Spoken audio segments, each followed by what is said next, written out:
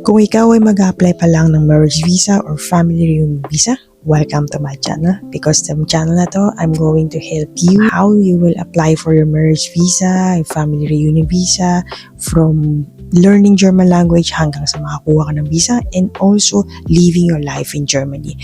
In this channel, I am going to share yung mga experience ko because I am also a marriage visa applicant before, way back 2017, and I lived for more than 6 years sa Germany. Got my resident visa, permanent visa. I already passed B1 level and I work as a mini job. I also have now a German kid. So meaning I can share you a lot of information if you are still in the Philippines, wanted to live with your German partner or German fiancé sa Germany. Okay, so I told you from zero hanggang sa makapunta ka ng Germany and beyond.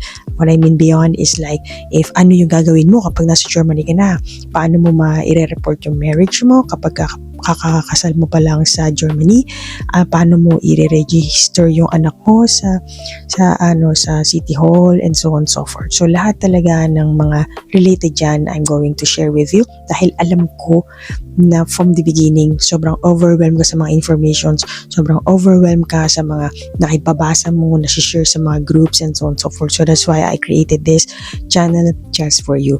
And don't worry because I'm also going to invite you to join my community wherein mag-usap tayo doon, mag-share tayo ng information at mas madali mo kong makakausap in the community. So make sure you subscribe for more videos para magkaroon ka ng guide sa iyong application, and also join my community para na sa ganoon mas madali tayo magkaroon ng connections if ever na meron kang informations, and pag lumago ang ating community, mas marami tayong matutulungan. Hindi lang ako ang makakatulong sa iyo. So kung this channel is for you, sa tingin mo na tumpak lahat ng sinabi ko sa iyo, then make sure to subscribe and join my community, okay? And I hope to see you joining my community and subscribing to my channel.